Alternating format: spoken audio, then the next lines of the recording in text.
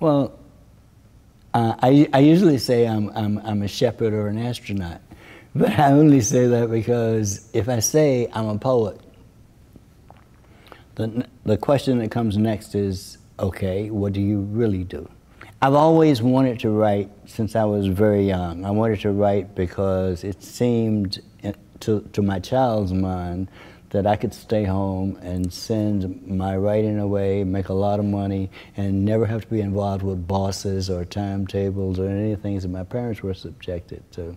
So that's what set me off. But I didn't realize that there was a lot of talking and corresponding that was involved that had nothing to do with writing, and ultimately you have to go out and meet people. Secondly, I found out that I liked collaborating with people, so thus theater.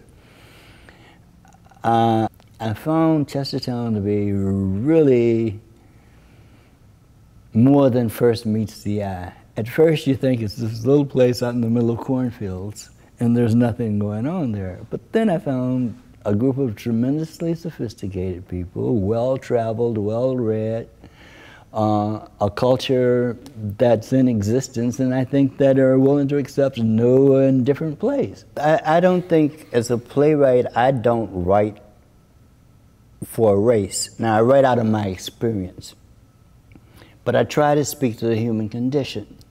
And this play establishes the ambiguous situations set up when you establish one group of people as the other. And this play today, if it were about a group of people who walk around in burqas, or...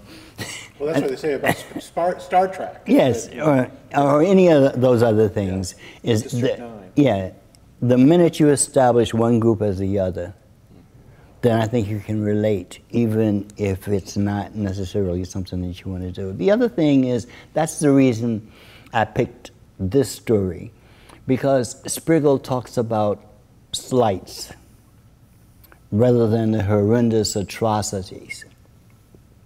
If we begin the discussion of race at the level of atrocities, then you get the shouting match, or you get people who shut down completely because they don't want to confront that. On the other hand, if we talk about it just as, well, that group is other than this group, how does that feel to be on which side of it, those kind of things, and I think we can begin a conversation. Hopefully people will leave the theater, regardless of their race, with some idea that the idea of dividing us rather than trying to unite us is detrimental to everybody involved. Dr. King, I think it was, said you can't keep a man in the mud unless you're in the mud holding him down. So there you go.